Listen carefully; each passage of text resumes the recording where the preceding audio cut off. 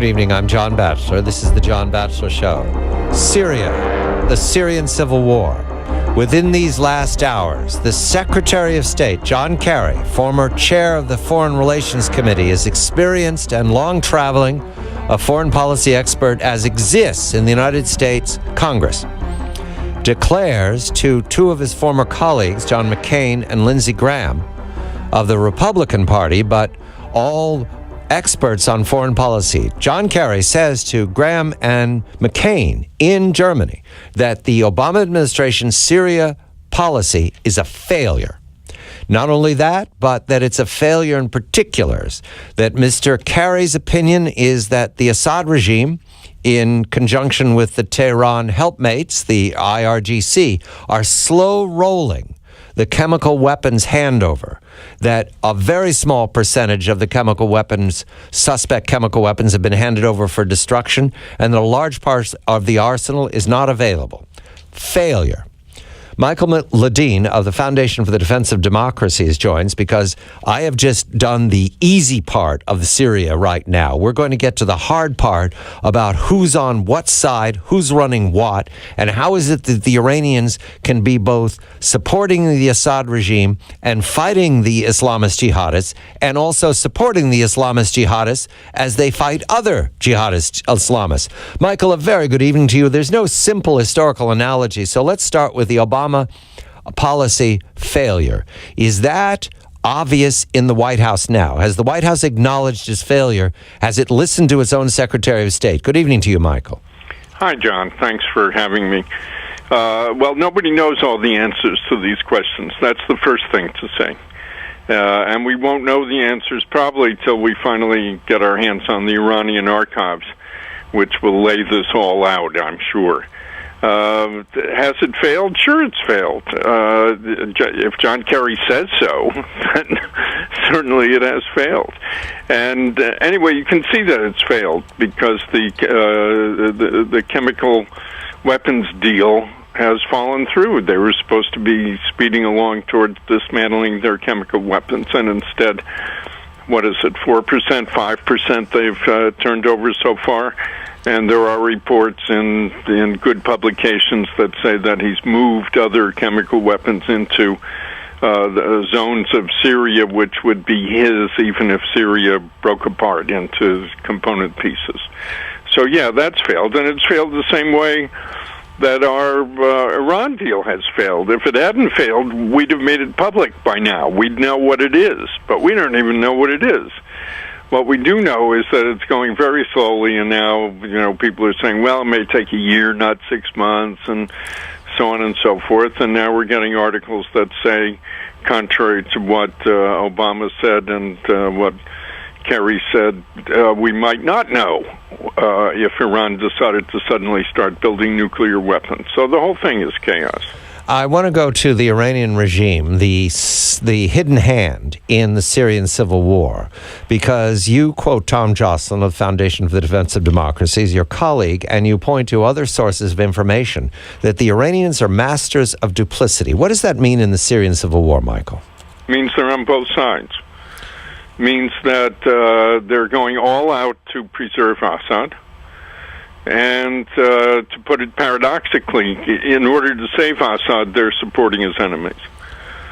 So I was baffled in the first case when al-Qaeda units started showing up inside the anti-Assad resistance, the opposition in Syria. And I said, what's going on? I mean, certainly Iran wants Assad to survive. The supreme leader has said to his people, it is more important for Assad to survive than for me to survive. That's a big statement. So why would they could certainly veto al-Qaeda actions of this sort. Why didn't they? Well, there are various reasons why they might not to, and again, I don't know the answer, but to speculate. One is to penetrate the opposition, find out who's who, the better to destroy it at a certain point. And keep that thought in mind because we'll come back to it. The second is to try to take it over so that they can control everything that it does. And the third is to try to sell part of the opposition to the West as good opposition so that the West will come and support them, and then they will find out the intentions of the Western world the better to calibrate their own actions. So that thing I wanted to come back to. I want you to help everyone now. Michael's going to do a piece of Russian Revolution history that is critical to understand what duplicity means when you're playing spy versus spy and you're playing for keeps. What is the trust, Michael? Back in the 1920s, the Soviet Union, which was under serious military attack from the West, we were sending armies into the Soviet Union to try to overthrow Lenin.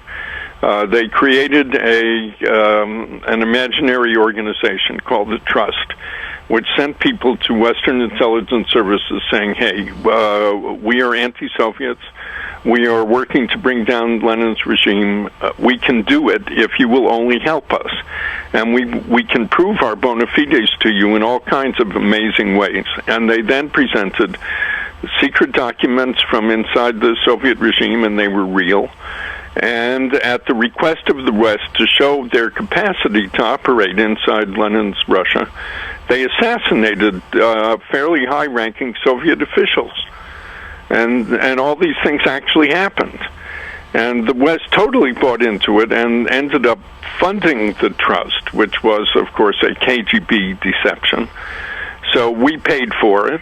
And that enabled them not only to fund their organization, but to get inside us and to become the prime source for information and disinformation about what was going on inside the Soviet Union, and eventually to manipulate Western policy. And in the end, if you've seen that wonderful series, Riley, Ace of Spies, he was a British intelligence agent who was completely duped by the Trust and ended up going to Russia to meet with leaders of the Trust, and they arrested him and tortured him and killed him.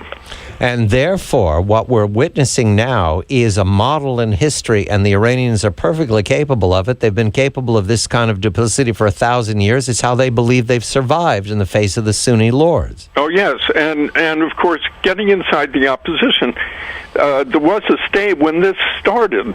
It really looked like it was a serious possibility that Assad would fall. And so they had the additional reason of getting inside the opposition to already have a toehold in the new regime that looked like it might be coming to power in Syria. So it's prudent as well as clever. Michael Ledeen, reporting for the Foundation for the Defense of Democracies. Let's point, Michael, to the fact that the Obama policy has failed, and I do not believe the Obama policy is apprised of the possibility of the Iranians running both sides. They're not on that page. Is that correct, Michael? I don't think so. I don't think they think that way. I haven't seen anything in print or anything, any speeches or any talks or any references that would suggest that we're even vaguely, remotely suspicious of the possibility that something like this might exist. Michael, writing for Pajamas Media, calls this vast landscape from Baghdad to Aleppo, erasing the Iraq-Syria border, erasing the Jordan Iraq border, erasing the Lebanon-Syria border, this vast landscape, a desert of mirrors. I'm John Batchelor. This is The John Batchelor Show.